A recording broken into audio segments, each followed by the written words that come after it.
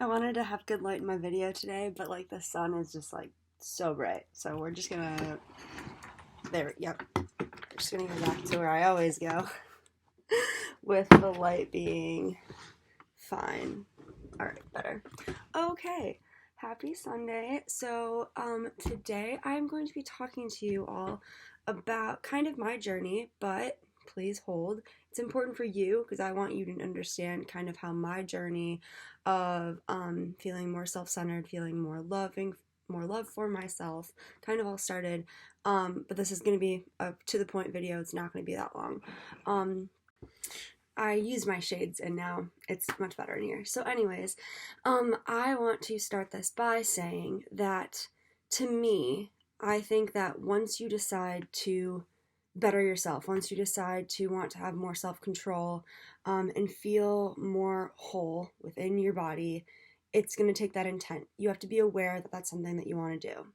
However, once you realize that, when I think about all my progress, a lot of it has stemmed from me wanting to be better, but not necessarily from me always doing these giant things that I thought were going to make me better.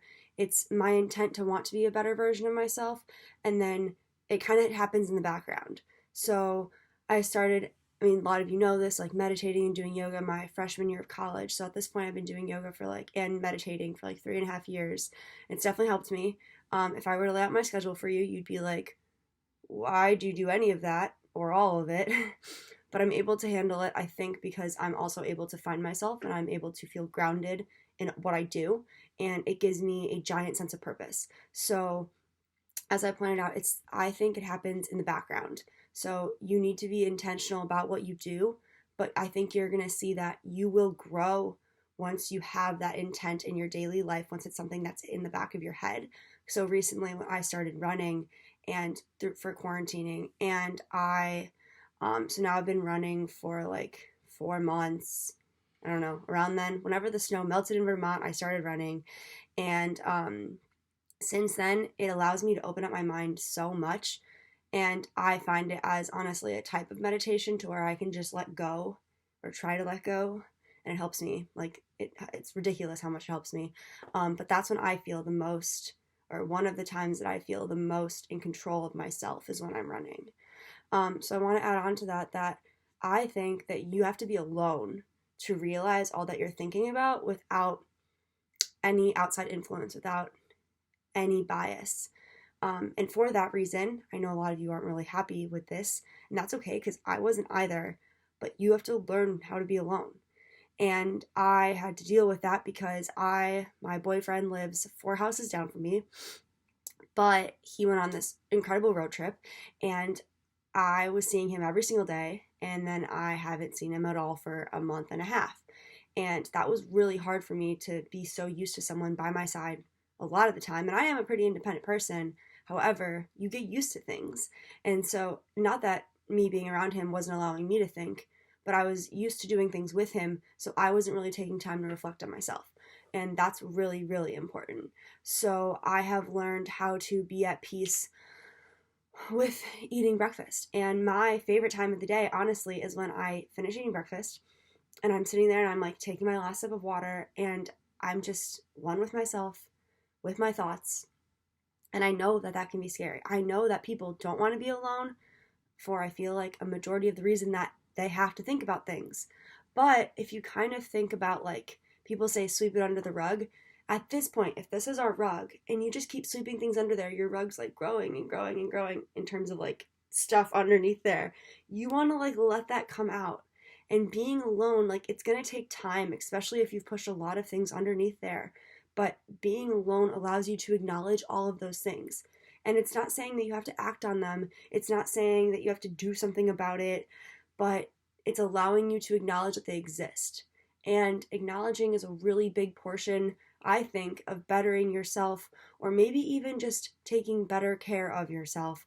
Because when you're able to acknowledge something, I can then be, for myself, if I acknowledge that something bothers me, I can then do something about it.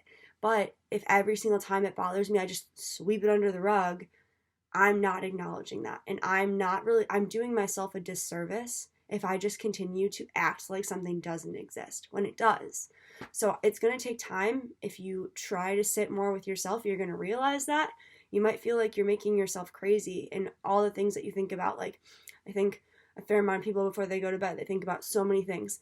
I meditate every single night before I go to sleep. I try to also meditate during the day, but listening to someone else tell me how to breathe and tell me how to do a body scan and how to check in with myself it allows me to not think about everything else, which I know you think is counterintuitive to what I just said. But in terms of sleeping, it's important to be able to relax. But I also think that my progress has allowed me to be able to relax because I don't have that much on my mind in terms of things that I've swept underneath the rug. So it's a really long process, it's a big process. It can be long if you continue to not acknowledge things. However, if you do take time to check in with yourself, that will help. I already said that I feel my most centered when I eat breakfast alone. But honestly, whenever I do anything more or less by myself nowadays, I've come to appreciate it. I've come to love it. I've come to find a very calm warmth and center and more or less just like peace in it. And it's something to me is just really inviting. Like last night, I didn't go out and it was Saturday, and that's like totally okay. But it was so nice to just be in my room by myself, doing homework at my leisure, and that was it. I had my string lights on. I didn't even have a candle going, but I could have. I made hot chocolate. I FaceTimed my grandma. Like things that I usually would feel so pressured and amped up about in the past because I wasn't relaxed. But because I'm able to relax, I can do those things in a way that I'm confident in and that like allows me to not feel so stressed about the situations. And I think that with everything going on right now, it'd be really beneficial for everyone to check in with themselves a little bit more. But like I said, checking in doesn't just mean like, how do I feel? Not good. Okay. Checking in means being one with yourself and understanding like if you're having pain, why do you have that pain? What can we do about it? A lot of it is understanding and reacting if you really want those full benefits.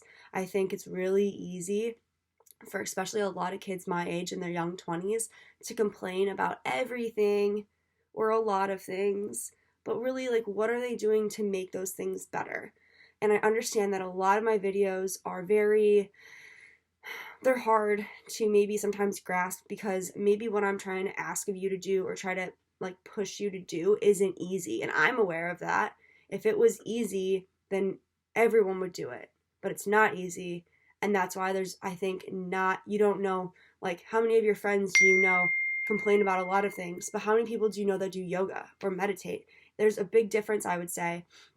And I do think that you will find that the people that find the time and put in the time to check in with themselves and not sweep stuff under the rug as much are able to deal with situations in a less stressful manner and be more content about the decisions they're making because they understand how it's affecting them and how they feel about it. Okay. Thank you for checking in. I hope you have a wonderful Sunday. I will be here next week, and I hope that your week is full of some checking in with yourself and acknowledging. Thank you.